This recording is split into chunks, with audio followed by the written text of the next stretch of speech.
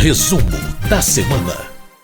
Bom, os deputados trabalham no plenário da Câmara dos Deputados e, no final da semana, nós sempre fazemos um resumo do que aconteceu de mais importante entre as discussões e votações dos parlamentares. E para nos trazer o que aconteceu ao longo da semana no plenário da Câmara dos Deputados, nós vamos conversar com a jornalista Ana Raquel Macedo, editora-chefe da Rádio Câmara. Oi, Ana, tudo bem?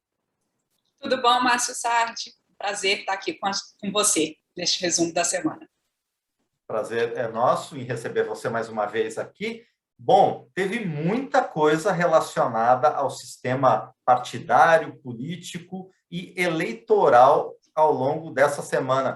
E muita coisa muito complexa. Você consegue explicar para a gente isso, Ana? Vou tentar. Mas é isso mesmo, Márcio. Foi um dos principais assuntos da semana, foi essa questão eleitoral. E aí eu vou falar tanto do que foi aprovado, como também o que foi rejeitado, porque o que foi rejeitado também provocou muito debate, muita discussão. Mas vamos lá, vamos começar pelo que foi aprovado. A gente teve a votação da proposta de emenda à Constituição, que foi relatada pela deputada Renata Abreu, do Podemos de São Paulo, que essa proposta, a PEC 125, Márcio, ela mexia ali, o relatório da deputada Renata Abreu mexia em uma série de questões da legislação eleitoral.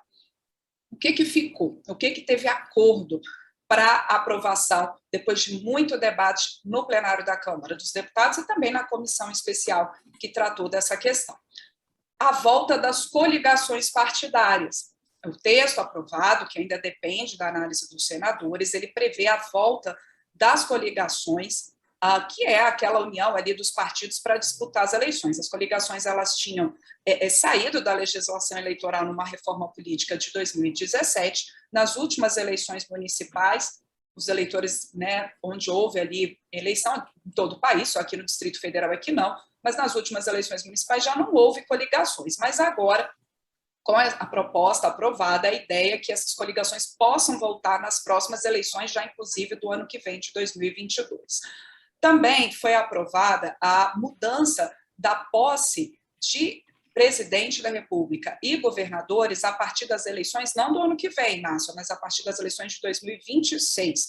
Com isso, em 2027, o presidente eleito tomaria posse em 5 de janeiro e os governadores em 6 de janeiro. Também aprovada a mudança do seguinte: os votos destinados a mulheres e negros nas eleições entre 2022 e 2030, esses votos vão valer em dobro para efeitos do fundo partidário e do fundo eleitoral. E ainda também aprovada por essa proposta ali no plenário, Márcio, a volta também ali, mudanças na cláusula de desempenho, que é aquele número mínimo de votos que os partidos têm que ter a cada eleição, para que, no caso da eleição ali do legislativo, para que eles possam ter direito ao fundo partidário. Como é que hoje a gente tem que ter, no mínimo, 2% dos votos válidos em pelo menos 9 estados, ou a eleição de 11 deputados federais em pelo menos 9 estados, o texto aprovado acrescenta que a cláusula de desempenho ela também é considerada como cumprida se o partido conseguir eleger 5 senadores, e nesses senadores, inclusive os que estão na metade do mandato. Isso foi o que ficou. Mas para ter o acordo para isso que ficou, Márcio, outras questões foram retiradas do texto da deputada Renata Abreu, questões que, como eu disse, elas levantaram muitos debates no plenário. Uma das questões que saiu do texto da deputada é a questão do distritão. O que era o distritão? Ele mudava a forma, nessa proposta do distritão, mudava a forma de eleição para o legislativo, dos deputados, ou deputados federais, estaduais, ou vereadores, que em vez de ser o sistema proporcional como é hoje, você ter o sistema majoritário, quer dizer, venceria aquele que tivesse mais votos dentro ali do distrito, que seria, no primeiro momento, o próprio Estado. Hoje, essa eleição para o Legislativo ela é proporcional, quer dizer, você vota num candidato ou num partido, e aquele voto que você destina a um candidato ou um partido, ele junta ali com outros votos, né, a uma união de todos os votos por um partido específico, para poder determinar a lista de parlamentares eleitos. Por isso que é um sistema proporcional. Os defensores desse sistema proporcional, e que, no fim das contas, por esse acordo ali foi a maioria, então se mantém esse sistema na legislação brasileira, pelo texto aprovado, é que por meio desse sistema proporcional, você consegue ter uma maior representatividade de grupos dentro do legislativo, inclusive grupos que são minorias, que talvez não tivessem tanta facilidade para uma eleição majoritária. Então, a questão do distritão, dentro desse acordo, para que houvesse o retorno das coligações partidárias, então ele saiu. Outra questão que saiu do texto da deputada Renata Abreu é a questão do voto preferencial, do voto por preferência. O que seria isso? No caso dos cargos majoritários, presidente, governador, não haveria mais segundo turno. Essa foi uma proposta apresentada pelo Novo e acatada pela deputada Renata Abreu, e que a ideia seria que não tivesse segundo turno, o eleitor ele colocasse ali uma lista de preferências de até 5 nomes, e que, à medida que um desses nomes, né, na hora da apuração dos votos, não tivesse maioria, você ia apurando sucessivamente nessa preferência, até que você tivesse um candidato com maioria, eliminando com isso o segundo turno. A maioria dos deputados, então, decidiu tirar isso do texto, e o argumento era que o segundo turno, né, de quem foi contrário a esse sistema, é de que o segundo turno ele abre uma possibilidade de se ouvir melhor os dois candidatos, né, que estão ali na disputa, de saber mais sobre as propostas desses dois candidatos que vão para o segundo turno. Então, isso aí foi o que, como eu coloquei, Márcio, um acordo, então, para votar. Então, voltam as coligações, mas saiu ali do texto distritão, e essa questão, saíram do texto distritão, e essa questão do voto preferencial. Mas não foi a única questão eleitoral tratada nessa semana. Houve também a aprovação de um projeto, o 2522 de 2015, um projeto do Senado, e que foi aprovado pelos deputados sem modificação, por isso vai à sanção presidencial, que é o projeto que ele permite a união dos partidos em federações ali na hora, tanto para participar da eleição, quanto depois para a legislatura, para que eles foram eleitos.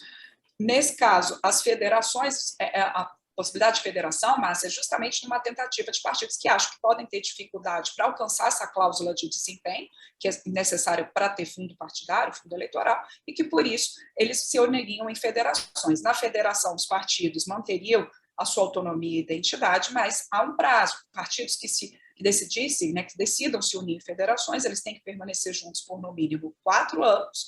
Quem não cumprir isso perde direito ao fundo partidário até o fim desse prazo de 4 anos, além de não poder formar coligações nas 2 eleições, então, seguintes. Isso daí, então, aprovações. Mas não foi só isso, Márcio. A gente teve uma outra rejeição importante nessa semana, e que a gente até tinha citado no último resumo da semana como um tema que estava ali mobilizando muito os parlamentares, que é a questão do voto impresso. Voto impresso, a PEC, a proposta de emenda à Constituição, que tratava do voto impresso, ela foi rejeitada pelos deputados nesta semana.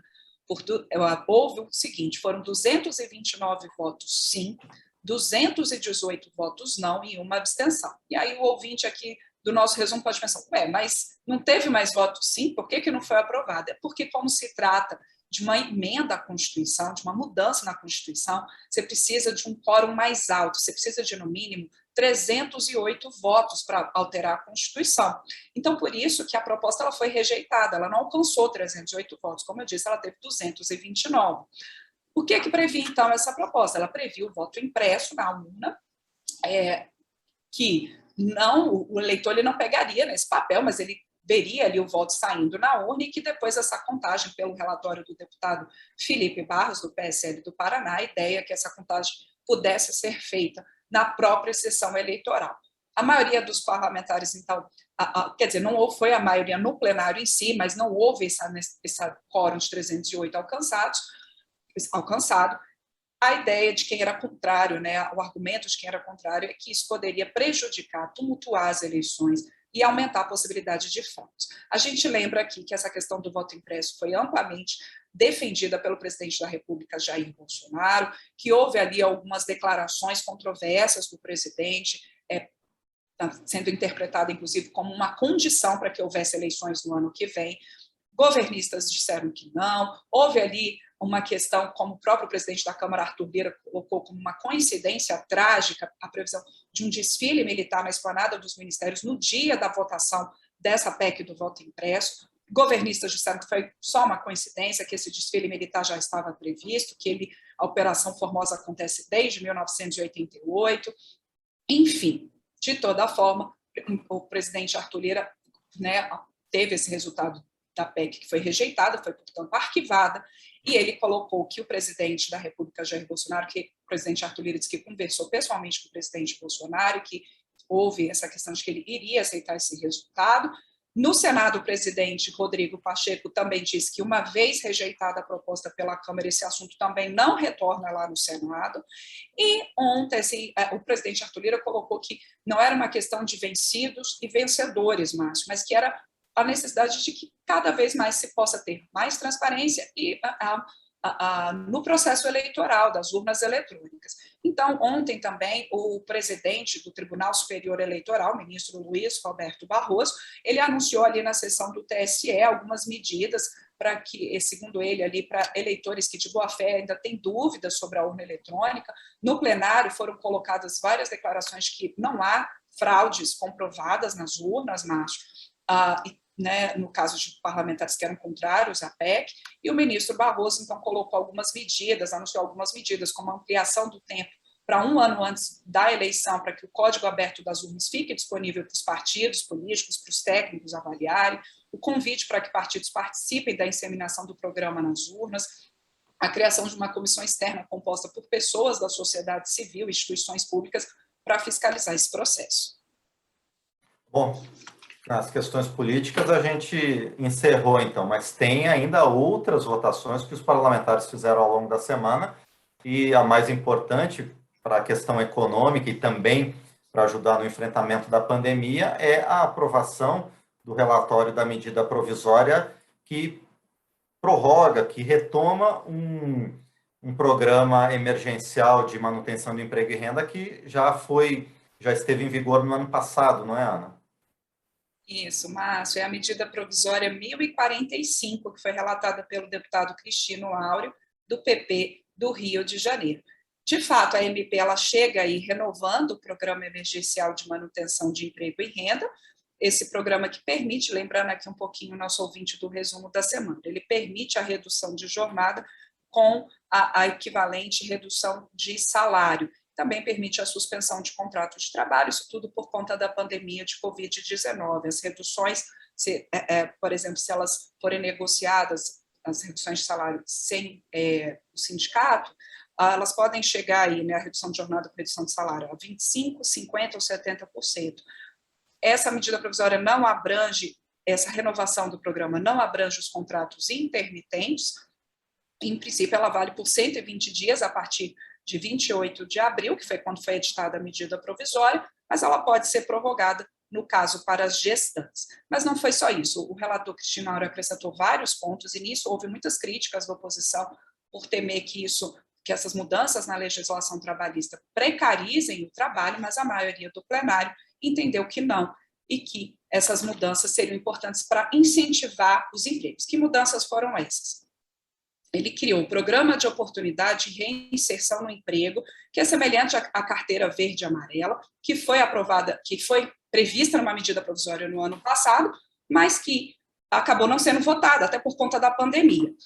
Esse programa é voltado para pessoas com mais de 55 anos sem vínculo formal há mais de um ano, para jovens de 18 a 29 anos. Também, redução das alíquotas de FGTS, limitação de acesso à Justiça do Trabalho a trabalhadores com renda mensal de até renda per capita mensal de meio salário mínimo ou renda familiar de até 3 salários mínimos, criou o Programa Nacional de Serviço Social Voluntário, que aí a pessoa não tem vínculo empregatício, recebe bônus por participação ali nesse programa, e também um regime especial de trabalho, qualificação e inclusão produtiva, também sem carteira assinada, sem vínculo empregatício, Márcio, para pessoas com mais de 50 anos, de 18 a 29 anos, ou que recebam Bolsa Família, isso daí também permitindo bônus de jornada.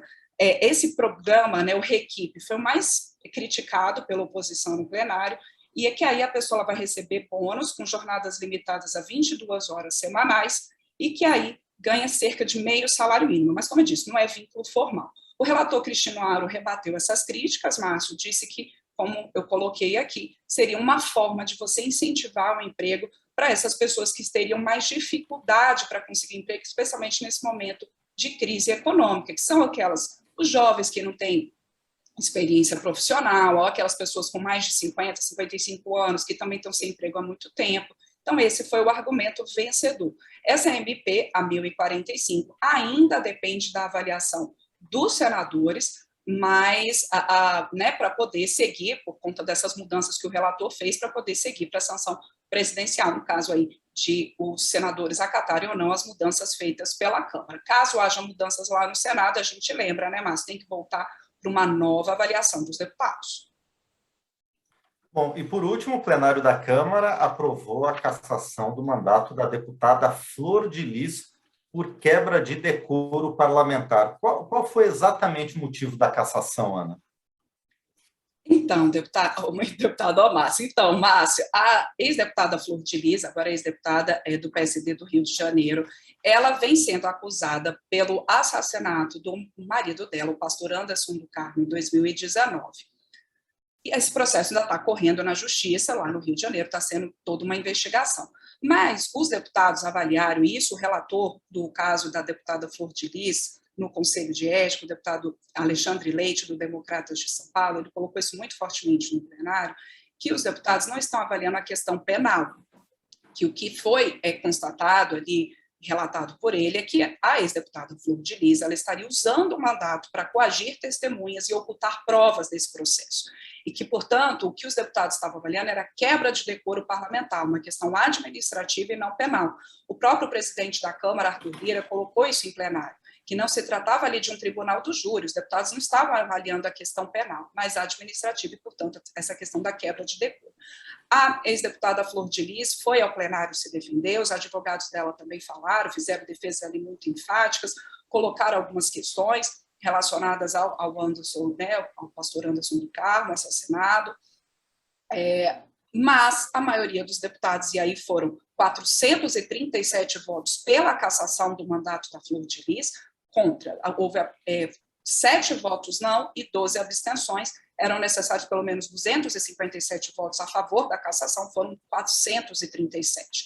E a deputada, então, foi cassada, e o presidente da Câmara, Arthur Lira, nesse processo, nessa discussão no plenário nessa semana, ele anunciou uma mudança ali no entendimento, Márcio, de como esses processos do Conselho de Ética, por quebra de decoro, eles têm que ser analisados pelo plenário. No entendimento do presidente Arthur Lira, essas sugestões, essas recomendações do Conselho de Ética têm que ser vistos como projetos de resolução e como projetos, eles podem ser emendados em plenário, quer dizer, o plenário, por exemplo, se o Conselho de Ética recomendou uma cassação, mas o plenário achar que não é caso de cassação, ele pode emendar por ser um projeto de resolução. Para que haja uma emenda nesses casos, a emenda ela tem que ser assinada por, no mínimo, 103 deputados, e não líderes, tem que ser os deputados mesmo pessoalmente assinando, e tem que ser votada a emenda no plenário. De toda forma, não foi, nesse caso específico da Flor de Lis, o que aconteceu, os deputados, a maioria do plenário da Câmara, seguiu o entendimento do Conselho de Ética, portanto, cassando o mandato da deputada, agora ex-deputada Flor de Lis. E aí, no caso, Márcio, a gente tem agora o suplente que assume o mandato, né, no lugar da Flor de Lis, é o Jones Moura, também do PSD. Muito bem, então esses foram os principais acontecimentos no plenário da Câmara ao longo dessa semana, trazidos para a gente pela jornalista Ana Raquel Macedo. Por enquanto eu agradeço e a gente conversa na próxima semana também, Ana. Obrigado. Obrigada a você, Márcio Sardi. Até mais.